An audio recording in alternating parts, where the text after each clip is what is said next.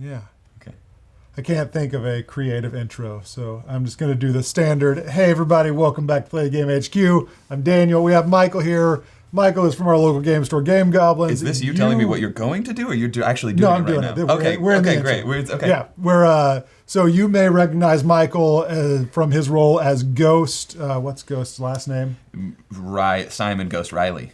Simon Ghost Riley. I'm just going to take your word for it. I think that's right. Yeah, let us know in the comments if we're right or wrong. All you Call of Duty fans. Yeah. So, but you may recognize Michael as Simon Ghost Riley. We'll just go with Ghost. Running it's real shorter quick. and cooler. Yeah. Running around real quick, creating chaos, wreaking havoc on our Call of Duty, the board game playthroughs. Yeah, making stupid decisions, which is what I'm here to talk These more about These are all wise today. decisions, I believe. Now, definitely go watch the 4-player free-for-all.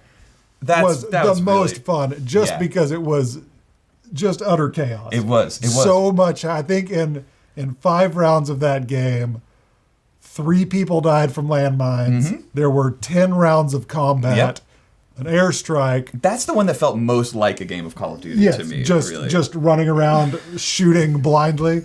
Yeah. So go watch all of those. We have a whole tournament. We have a ton of those games, but we just wanted to take a chance to introduce Michael. As we like to do, as we have new people on the channel, give you as the viewers a chance to meet him, kind of see what kind of games he's into. You're going to see a lot of him in some playthroughs, some reviews. Really excited to have you here. Yeah, really I'm excited to be here. Well, thanks for that. So what we always like to do is a top 5, and no one ever brings 5. So we have a top how many? It's 6. You told me I needed to do this. I stood in front of the shelf for so long. How many were in the bag that you brought, though? Oh, well, if you need any bonus games, I've got 9 more.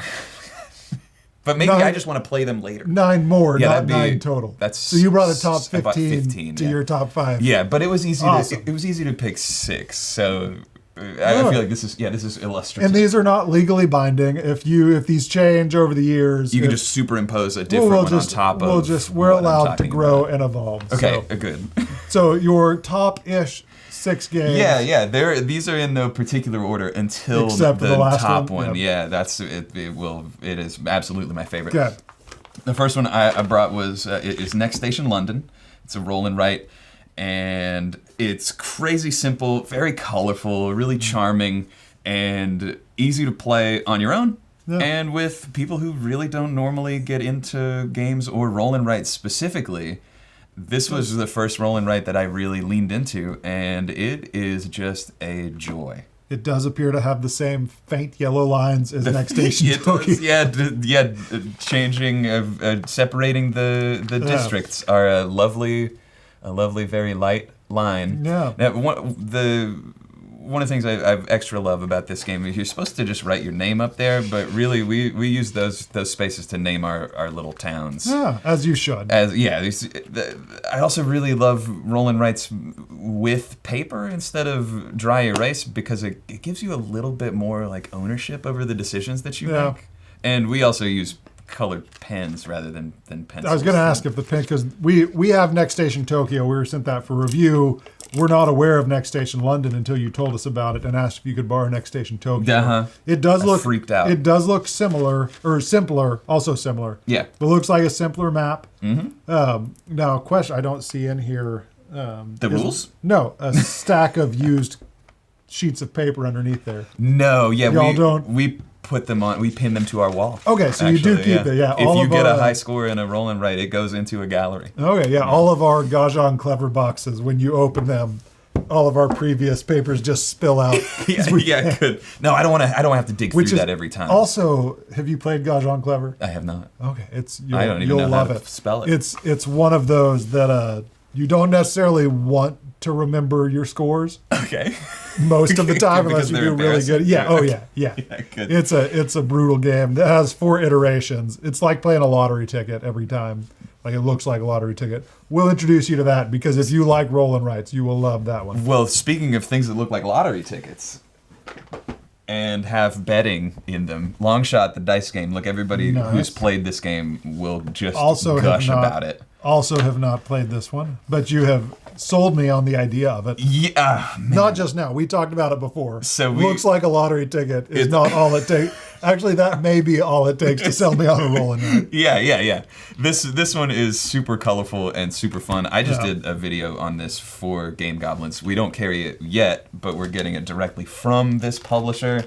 They're on their 5th printing of this game. Yeah. It's just a day at the track, and it is a raucous, crazy good time. It's got these charming little miniatures, these little wooden tokens. We don't have an overhead. Oh, no overhead. So you're gonna have to. Well, they go on here like that. You roll these 2 simple dice, and they tell you which horse moves and how far. This is the most exciting board game I've ever played. All right. The excitement factor of you play this and you're like, oh well, there's no way my horse is catching up there. No way the horse that I like is catching up. And they just keep rolling. There, so man. It's purely luck. It's so like the moving of the horses is, but they have a really interesting way to mitigate that luck. If you see on this card, the one horse, when you roll the one horse, it moves however many show on this green die, but it's also associated with another horse. And you can take actions that add associations to certain numbers. Okay. So if I have a bunch of money on horse 5 and other numbers are getting rolled all the time, I can add 5 to people's cards. So my little guy is always going to move a little bit. Okay. So it's not just pure luck. No, it's not. It's got such a great balance of mechanics that you can use to interact with and come from behind, and it is so thrilling, and we're going to play it sometime soon. I was going to say, I expect to play that very, very soon. Good, yes. It comes down to this just photo finish level of excitement. I'll put it up for you Great. While you get your next one out from your stack My there. next one... See, I thought that's when you said, speaking of lottery tickets, it looked like you were reaching for that one. It's like, I don't think that's a... No. What do your lottery tickets look like? This is... So I get to be a little snooty about this because this is the first printing of this game. It has a matte finish. The art isn't as good as the second edition, just on the front of the box. No. But the second edition is glossy, and that's a big turnoff for me for boxes. I like the spot UV. Gloss The spot UV spot gloss is really nice. Okay, so anyway, about the game inside that box, at least. Which I've only heard of this game from you. Man. And you have not stopped talking about it. It is mystifying that this game is so unknown. We have sold a lot of them because every employee that I teach this to is like, oh, this is the best game I've ever played. I'm going to sell this game, and it's right there by the registers. So what could this game possibly be about? It is about rolling dice and putting them on your little dogs. So it's a push your luck game where what you're trying to roll are represented by these lovely little Dalmatian spots on these dog cards. And you have your little yard, which is how the game wants you to push your luck, and that's how you bust, basically. Okay. You take your little pack of dogs, and then you choose a trick, which determines how you roll dice. The purple ones are the most dangerous, and therefore my favorite. But you get 6 of those tricks on the table, and they all have very different ways that they're going to instruct you to roll. And you're trying to roll, of course, the things on your cards. Anything that you can't use goes into your yard, and if you go over a certain amount, you bust. But you can also use these handy little treats to re-roll your most recent throw of the dice. It is... So we have, just as an example, the run card, the walk card is roll 2 dice, then you may roll 1 dice. Yeah. That's walking. Pretty safe. With the run, roll 3 dice, then you may roll 1 dice. You may repeat this second step as many times as you want without busting. Yeah. That Obviously, is the way to play the game. Yeah. The thing that I love most... If you bust, does your dog run out into the street? And is that maybe. I don't think it's related to that's not in the theme? Yeah. No, I don't think any dogs are harmed. We just got dark. My favorite thing about Push Your Luck games is the ability to make horrible decisions that don't completely sink you. Games like Cubitos or Quacks of Quedlinburg, you reach a point there where it really is a bad idea to push. Yeah. You never really reach that point in spots, and that's what has kept it in the collection when other things have entered and exited. Yeah, I have a soft spot for Push Your Luck because in high school, we had like some weeknights, but like every Friday night and Saturday night, we would, like a group of friends would meet at the coffee shop and we'd play Farkle. Yeah, For hours. This feels like Farkle. And like we had I still have it somewhere, just a big, because we got in trouble for playing on the glass table because it was really loud. Yeah. So we made a duct tape box that we kept our score sheets, so everyone would like create a little spot in the box and like keep track of their scores and their wins and all that. So we have probably 2 or 3 years worth of Farkle games just immortalized in this duct tape box. But like, I don't know, I love when you're so far behind and you just keep rolling perfectly over and over and over. That's what this game wants to do. Yeah. And it does it very often. Always exciting to play. No. Okay, Now, let's take a big 4. box break. Yeah. This is the deluxe. I agree with this choice. Okay.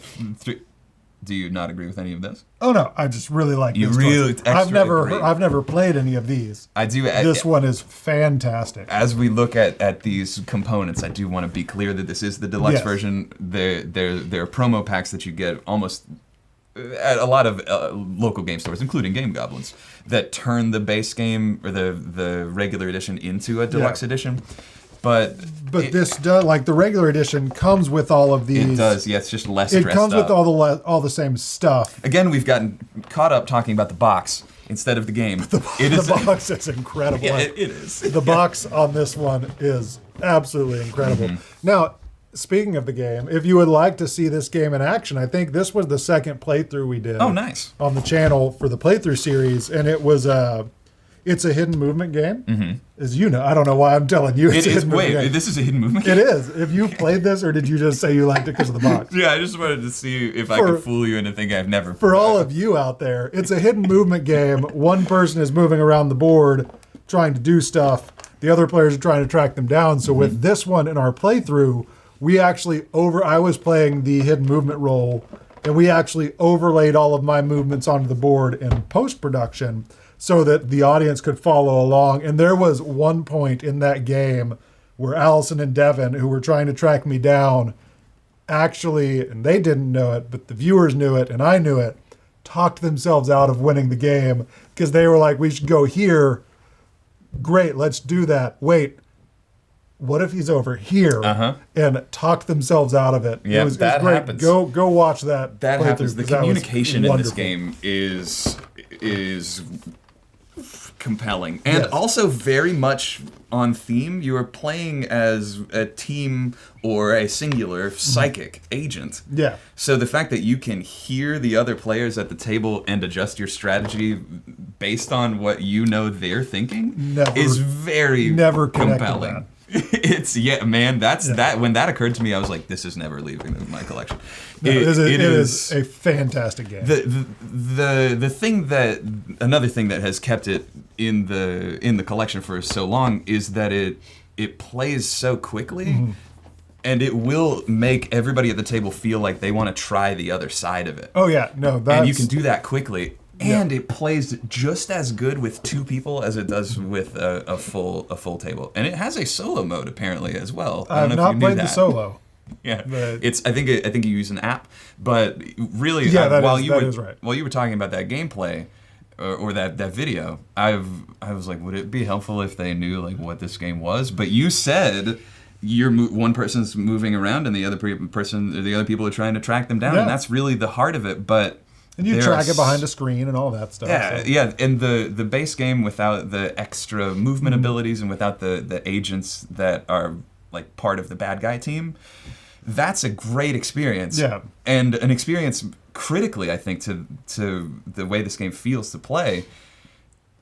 You will be totally fine playing that base version with people to get them into it. Yeah. I have not played any of the stuff. Having the extra things and the extra like shakedown abilities, the learning where people are going and where the agent is going to want to be, that adds so much to it without breaking the balance at all. This is correct me if I'm wrong. It's designed so that because you have the agent and you have the two roles depending on which team, because it's one The versus recruiter many. and the agents. Yeah, it's one versus many. So depending on which team wins, different stuff is added to the next round to give the loser an advantage. It's actually to even. to even things out. Yeah. You can use those extra expansions however you want too. But and whenever you want. It's designed to kind of keep the game even and create probably some imbalances to make things more difficult. Yeah. But it's some of it, if I may be wrong here, but as I understand it, is like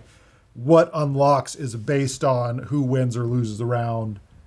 Is that incorrect? It or did I is just not misunderstand? entirely. Okay. Not entirely. It's you'll open packs that have things for both sides, and you can make that decision. And you Gotcha. can also just leave things out. It Okay. does. It says in there like use what you want in whatever order you want.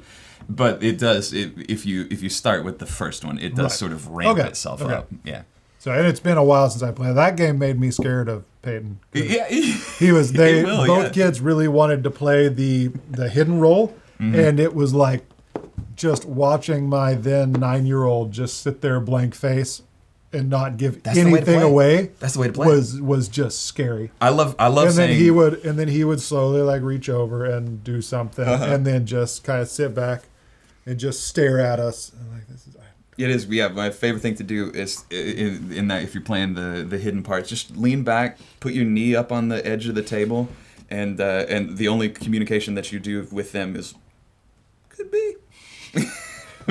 It's a fantastic game. And the fact that it plays so quick and is so satisfying and usually results in this huge like climactic moment where you're one space away it's great. It keeps every playthrough interesting.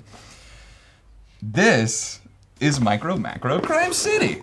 There are 3 versions of this, and this is the setup. It's a giant Where's Waldo? Yeah, it is. It is, but what's so special and compelling about this in my mind is that the map is not just one moment in time. It has stories in it. Evolves. Wow. No overhead for this one. No. Nope. Okay. Here, we can just lift it up and you just tell us about Micro, Well, that's the wrong way to hold it. I don't want to give it away. This is a spoiler free. That was just for you? Just for you to look at it. I just want to look at it. So tell us about Micro. Well, it's going to be really difficult to see They'll be because able to see. it's so intricate, so charming. All the art is so crisp as well, which is a real treat. But what you're doing is, it's great that you're holding this up.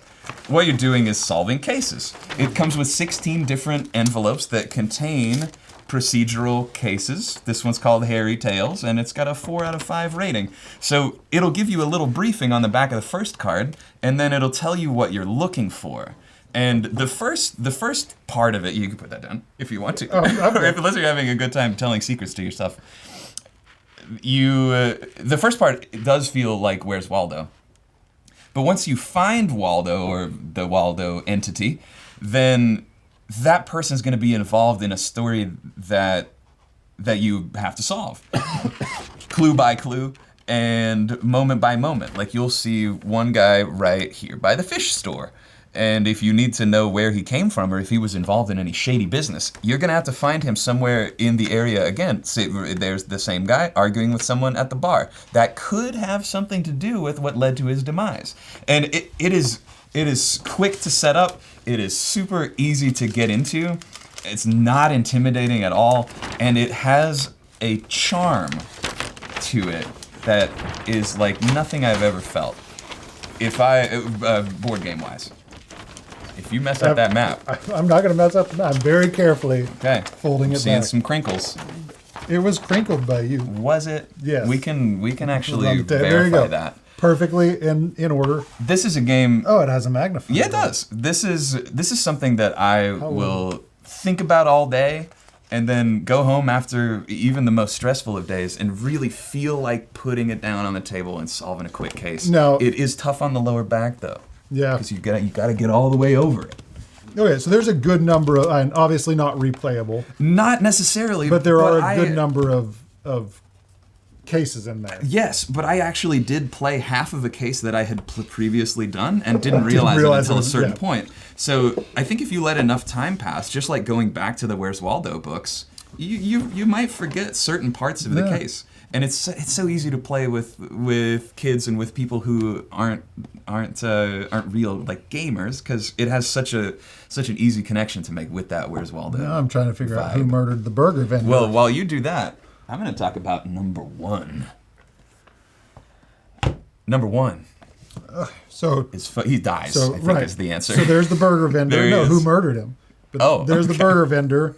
He's been murdered with a baseball bat over here. Yep. Let's see, that guy. It is that guy. That guy. Yeah, it has a full demo case. He's also watching him right there, too. Has a full demo case on the front of the box. Yeah.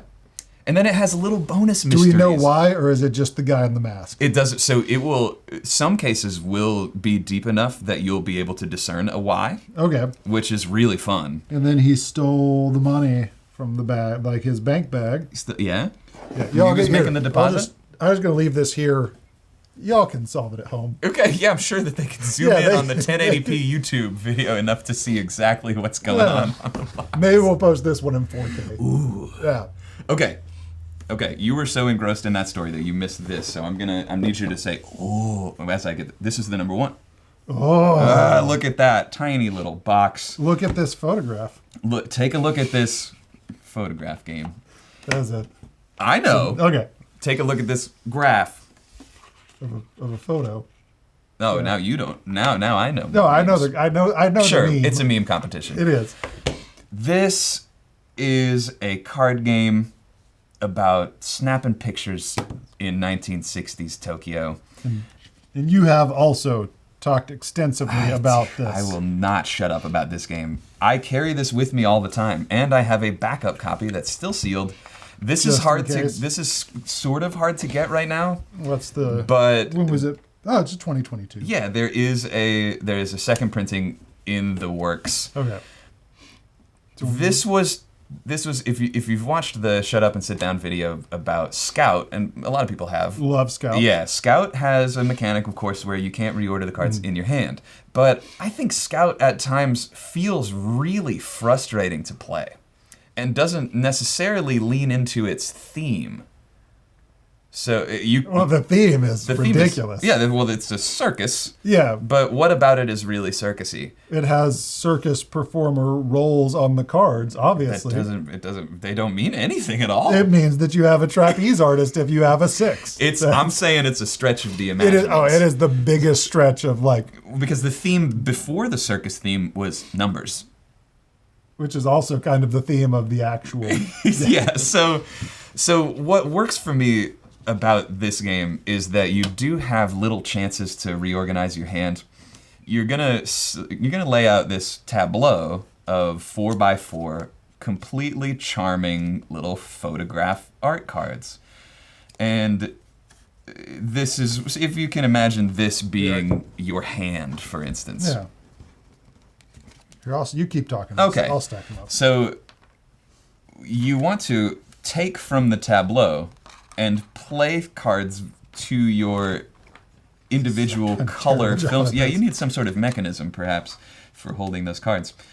You want to play those cards to areas in front of you, but when you take from the tableau, what do you do? I'm looking for a mechanism. Oh, okay. We have multiple card holders around here. It's fine. That's doing great. Yeah. What you want to do when you take cards from the tableau in the middle of the table, you are loading them into the front of your hand. Okay. So this would go here. Okay.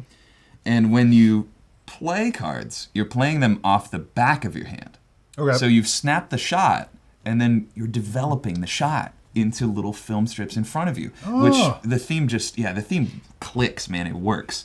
But before you play a card from the back of your hand, you will move one, and you have to do this. You have to move one to a different position in the hand. Anywhere?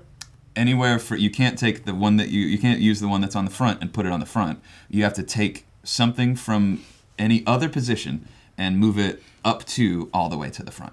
So I'll move this back here, because if I want to establish an order for my film strip, and the sequence continues to be important when it's in front of you as well. You'll only get points for playing stuff on the 3 digits up or 3 digits down in that value from 1 to 12. So then I play this one and I start my blue, and I play this one and I start my red. And if I had taken 3 cards, I would have to play this one too. So if you get more cards, you have to play more cards, which can be not as beneficial as you'd want, because if it's not in the number range, a 9 only can be, a 4 can only be legally played off of a 7, 6, or 5, or 3, or 2, or 1. It does not work on this 9, so it ends up being a negative point.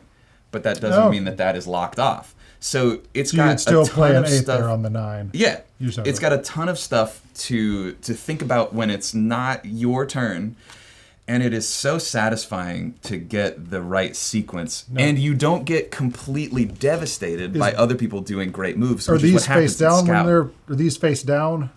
Some of them are, and some of them aren't. So you wouldn't know what this is. You just know it's a 7. That it's a range. And while people are holding things in their hands as well, you'll be able to see that range. Okay. Oh, that's cool. Yeah. So you know, like, well, somebody's got the 7 through 12, and I'm really only looking for the 8. I see all this other stuff, so I know I'm not going to want to pick up an orange or a red card. Okay. It can be a little weird to explain. But for the people it clicks with, which is most everyone I've played with, it is a totally unique experience. Yeah. The art is charming. It is very charming. It is.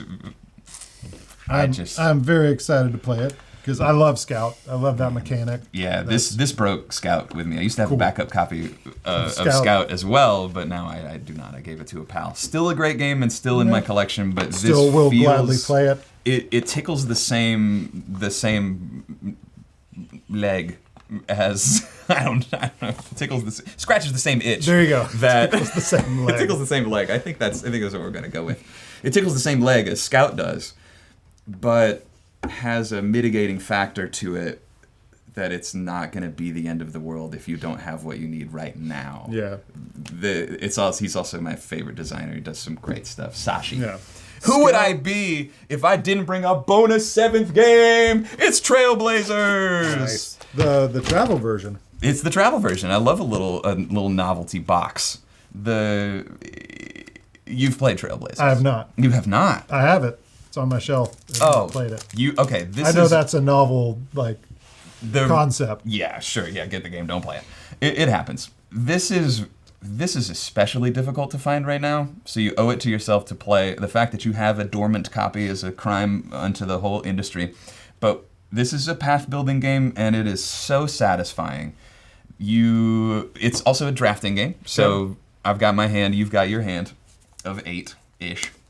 And all the cards have just charming and wonderful and colorful... Little paths on them? Yeah, paths. They all link up to 6 entrances or exits from each tile, and you are trying to create the biggest loop of each color. Okay. And you only have what's available to you in this drafting pool. It feels great with 2, it feels great with 4, and it feels great solo. Love a solo path building game. You play 4 rounds, and you place different camps on different rounds, so you might be really working on something totally different from your opponent. And it is just a pleasure to play. Super fast. Does take up a little bit of table space because you're building paths, which is another reason I got the smaller version. Yeah, I was going to say that I assume the non-travel version is bigger. Uh-huh. Yeah, yes, I would think so. Or it is obviously not bigger, but the cards are not the little skinny cards. Little tiny cards. Yeah, I think that is probably like the way to go with this game, though. Not a lot of people have tables that are big enough for... I mean, if the cards are like twice as big or just that much bigger, like it's going to take up a lot of space. Right. Is everyone is building onto the same path, or you're trying to build your own? You're building your own. Yeah. Okay. They don't link up. Is it a multiplayer solo-ish game, or is there player interaction? There is interaction in the hand passing, so it's got it's Sushi Go, except you're building. But beyond paths. that, once you start playing, it's just very smooth and really easy to pick up too. It's nice. It's a treat. Those are my top 6 plus 1. Very cool. Well, again, love this one. Excited to play all the others. Excited to. We played Next Station Tokyo, but not played Next Station London. Yeah, but on your recommendation, really excited to play that and see how they compare. Because that looks much simpler than Next Station Tokyo, It but also a is. very similar game. But in that more simplicity, all these games have, well, except for Micro Macro, an element of, boy, I really shouldn't do this, but it could work out really great. And so with a roll and write that allows you to push your luck a little bit, that's a sweet spot. So, and I'm just fully making this up on the spot, but we'll do a little lightning round. Game that got you into the hobby. Machikoro. Okay. Probably, yeah. Grail game, Explain that. like game that you can't find. Are there any games that you're on the lookout for that you just like, by the end of your life, want to own this game or find a copy of it? Maybe a little dramatic, but Yeah, well, I think right now a game that is really difficult to find, as far as I can tell, is For the Queen. But it's similar to something that we talked about earlier today. Everything Ever. Everything Ever. Yeah, party game. Yeah. Yeah. So it's a storytelling game, and it's a card game essentially, but it gives you situations, and your relationship with the queen or your loyalty to the queen is what determines Kiss the Goblin. Kiss that the the- yeah, Goblin. Yeah. It looks great and fun, and I don't have a lot of narrative storytelling games, but it seems like something that would be easy to get into and get people talking. Okay. Favorite mechanic. Push your luck. Least favorite mechanic. Least favorite mechanic. Right now, deck building. Okay. But I haven't played a lot of good deck builders. Alvin's not here yet, so I that's haven't played Dominion. permissible. God, I really want to give a better answer to that, though. That's okay. I mean, I asked you earlier if you like deck builders, and your Is response gotcha a mechanic? I don't take like screwing that. people over. Take Take that. that, Yeah. okay. I really don't like that. I want to feel good at the table, and I want everybody else to feel good at the table. The stealing in certain games is fine and good, but like, I built this, and now you're going to take it away from me just because you drew a card. Betrayal at House on the Hill did that to me one time. Okay. And I don't know if we want to go into all that. No, that's fine.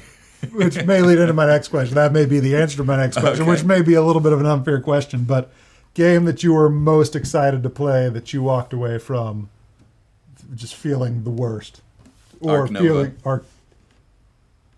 interesting Yeah, Arc Nova for sure. because of the why. It has 100 million components. Took me an hour and 45 minutes to learn, and another 2 hours to play. I don't want to. I really respect Arc Nova. Yeah. But Earth, for instance, does what Arc Nova Amazing. tries to do Yeah. perfectly, and I don't have to teach it to you for 5 hours. Earth is amazing. It slapped the hand, because I bought it because it was number one on Yeah. Board Game Geek. Of course, I mean, lots of Yeah. people did. And again, I respect it, but I will never play it again. People come in every week to Game Goblins to play that game, and I'm like, man, have you guys played other games? any other? Yes. I've much. played half a game of Arc Nova because we had some friends teach it to us, and I was like, "Is okay." Like it was good. I enjoyed it. I didn't see why it was so freaking popular. I don't either. I don't either. There is so much downtime. But my answer to that question is Horizons of Spirit Island. Because I had heard such great things about Spirit Island, and then we got Horizons from Target, played it, and was like, oh, this must be like, Spirit Island has to be better than this. Okay. And then we realized that it's just a cheaply produced version of Spirit Island with a little bit simpler gods. But same thing. Like, took forever to learn. The rule book was kind of a hot mess. More so, That's the rough. tutorial rule book was like, we're going to tell you some stuff, but we're not going to tell you why. So it doesn't really teach you why you're doing stuff. It's just walking you. Anyway, I have a whole video on that. If you want to check see that out. Yeah. Let me see. What other party game or crunchy strategy game? Party game, because I can include Phantom Inc. in that. I wish that I had brought Phantom Inc. I don't know what that would replace. It's not over there. But just probably be Phantom a 7. It is important. It is very important to me that rules are easy to teach. Yeah. I've owned stuff. I can't think of anything specific, but I've owned things that are like, I really enjoy that. But do we? A Quacks of Quedlinburg is a great example. Spots has the right push your luck elements. You know what you're going for. You can make bad decisions, and they might pay off to the great joy of everybody at the table. Like, that was an amazing move. The thing that it does better than Quacks is that it's easy to teach. Yeah. Quacks is great fun, aside from the 8th and 9th Takes round. a little bit. But it does take a while to learn. As simple as it is to play, it takes a long time to learn. And the table presence is just so much. Yeah. Spots does that. My culling method is, do I have a game that feels like this game and gets there quicker? That tickles the same way. You have a game that tickles the same way. That does it faster, and I can invite people in to learn, and then they won't get too intimidated by it. That is a good... being able to teach something, and even just teach as you play, versus like, here's the ton of knowledge that you need coming into it. Detective does that really well. City of Angels. Yeah, you've told us about that one. Man, that tutorial round is crazy. Yeah. I can run home and get that a bonus 8th game. You want me to just... We just keep it rolling. Yeah, I can just... It'll be like 30 minutes. Yeah. Oh, actually, you have to give me a ride, though. Oh, yeah. No, we only have 18 minutes left on this card, so can't do that. Next time, though. So anything else you want to say to the people? Any other lightning round questions that you want to ask yourself? No, No? No, those were great fun. I had another answer to that. Oh, Seven Wonders is my bonus answer to The excited to fall play flat? and walked away. I never played Seven Wonders, only Seven Wonders. Oh, okay. Well, I think it has a similar issue. If I do a thing in a game, I want a way to represent it. Mm-hmm. And Seven Wonders drafting and getting money, you don't have anything that represents how well you did that time. Oh. Which is really different from Seven Wonders Duel. Because I've only played Seven Wonders Duel. Like, I've got everything in front of me. The things that I'm doing, I have ownership of because I have a representation of them. And it's impossible for Ark Nova to do that because you'd need little miniatures or little chips for every kind of animal that you can put everywhere. But I want that. If I'm making a zoo, I want to put a little animal in there. Not just a cube or a flip over the hex. Fair. Yeah. So. All right. Well, that was great fun. Yeah. So this was your top 7, a couple of bottom 2s, and some middle ground, and just learn about your game style. So good. Yeah. Thank you, everyone, for joining us. You're going to see a lot of Michael on the channel, hopefully, unless we drive him away with our heavy, crunchy games. We're gonna be playing a lot of party games. If I ask people to stay open to the experiences that I put on the table, I must also do that. No, I think we have very similar tastes. But we're going to be playing a lot of party games in the near future on the channel. Sweet. Just having a lot of fun. Yeah. Just stuff that lots of player interaction, lots of fun moments. And I'm excited to play more games with you. Games that make you go, ah! That's the best gaming noise. Is that a reference to one of the games that you suggested we play? Sure, that'll happen a lot in Long Shot and Spots. No, there's one you were saying that you specifically have to make a loud noise after 10 seconds. Oh, Inhuman Conditions. Very special. We are going to play that. Yeah, there's a teaser for you all. Yeah. So if you have any questions about any of these games, leave us a comment. If you have any suggestions now that you know Michael's kind of taste for games that he should definitely try. Do it. Let us know. And until next time, we'll see you later. Farewell. Bye.